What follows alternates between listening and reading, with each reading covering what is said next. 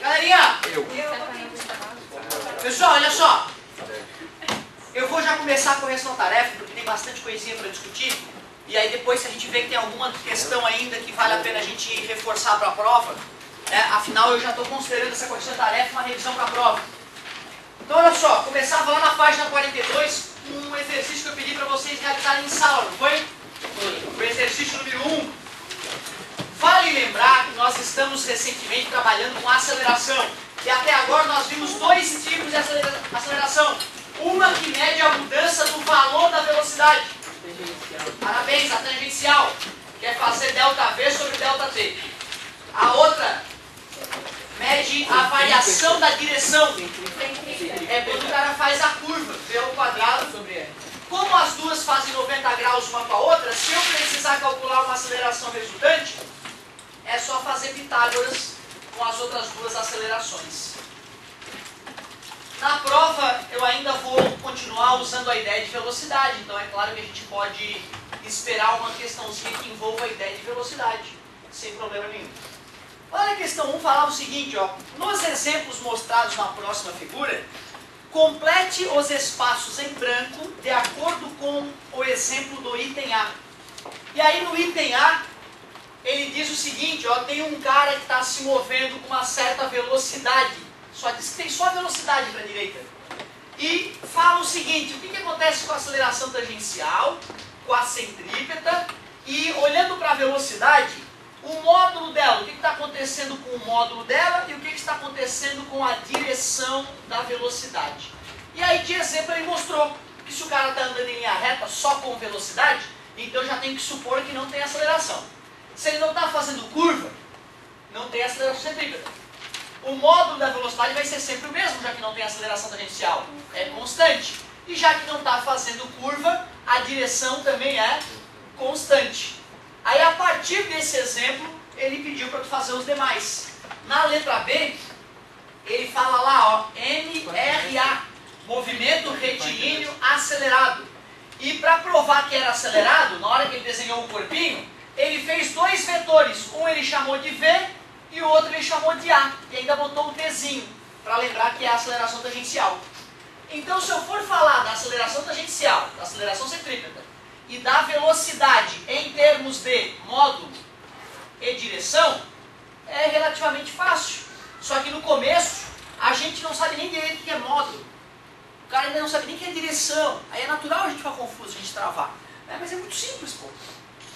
Aceleração tangencial não é zero, diferente de zero. Velocidade não vai ser constante. Então, módulo variável. Ou ainda crescente. Aumenta em módulo, pode colocar. Módulo variável, aumenta.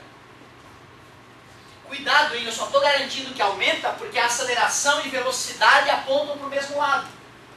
Direção. Ele mesmo já falava que era movimento retilíneo. Então a direção é constante. Então era só isso. Já que é retilíneo, não está fazendo curva. Se não está fazendo curva é porque a aceleração centrípeta é zero. Pois não. Aceleração. Não esquece. Sem problema. Letra C. A letra C o cara fala o seguinte, ó, MRR, movimento retilíneo retardado.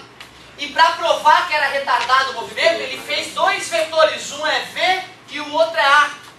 E não é qualquer A, é AT. Claro que vai ser retardado, porque a aceleração está oposta à velocidade. A velocidade vai se reduzir até chegar a zero e se a aceleração permanecer, vai começar a ir no sentido oposto. O que eu vou falar sobre a aceleração tangencial, a aceleração centrípeta e depois, olhando para a velocidade, o que eu posso falar sobre o módulo e sobre a direção?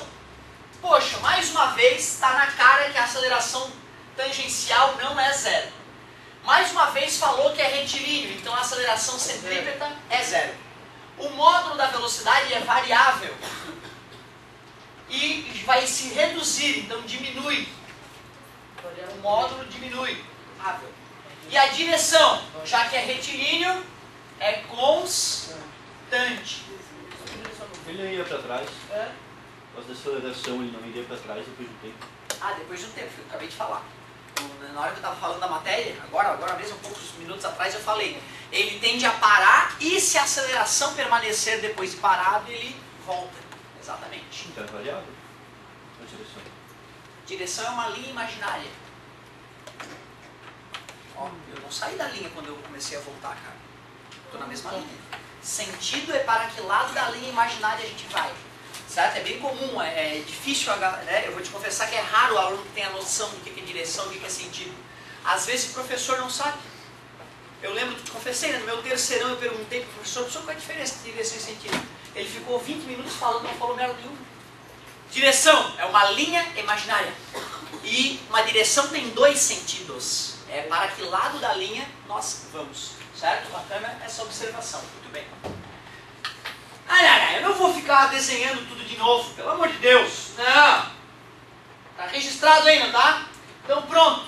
Letra D. Aliás, uma outra adenda que eu tenho que fazer.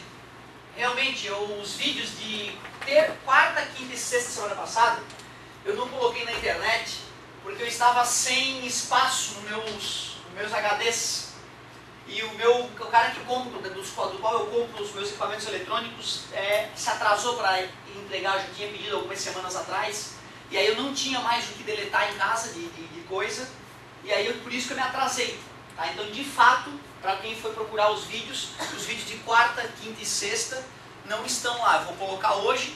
E outra coisa, há umas 2 semanas atrás eu não estou conseguindo tempo de colocar cada vídeo na sua pastinha, no seu playlist. Eu quero ver se essa semana eu deixo os playlists todos atualizadinhos, bonitinho. Certo? Vamos que vamos. Item D. Dizia, movimento curvilíneo.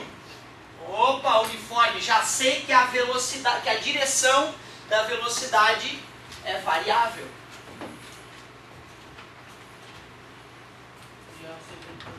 Certo? Mas já que ele disse que era uniforme, eu posso dizer que a tangencial, a aceleração é 0. Mas já que está fazendo curva, a centrípeta não é 0. O módulo da velocidade vai ser constante sim, porque ele disse que é movimento circular uniforme. Então a aceleração tangencial tem que ser 0 mesmo. Depois no item E. Item E.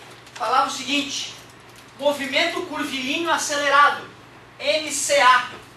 Então, além de ter aceleração centrípeta, ele deixa claro que é uma curvinha, né? Ele faz a curvinha bonitinha. E ainda bota um outro vetorzinho que ele chamou de AC. O que é AC mesmo? Poxa, se tá lá o vetor, né, cara, é diferente de 0. Essa aqui também tem vetorzinho, é diferente de 0. Quer dizer que o módulo da velocidade varia, variável, e aumenta nesse caso. Aumenta.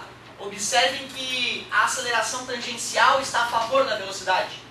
E a direção também é variável, vai fazer curva. Afinal, tem aceleração centrípeta. E para finalizar o item F, ele fala movimento curvilíneo retardado. Movimento curvilíneo retardado. Então está fazendo curva, tem aceleração centrípeta. Então a tangencial é diferente de 0, a centrípeta é diferente de 0, o módulo da velocidade é variável e diminui, e a direção também é variável. Era mais uma questão para se acostumar com essa história do que uma aceleração causa, o que é outra causa. Claro, cara, desculpa. Muito bem, então a primeira questãozinha para fixar as diferenças entre a aceleração centrípeta e tangencial. Centrípeta mede a curva, mede a mudança de direção. Tangencial mede a variação da velocidade. Isso é fundamental que fique claro. Também é importante lembrar que elas são sempre perpendiculares, por isso eu posso fazer Pitágoras para determinar a aceleração resultante.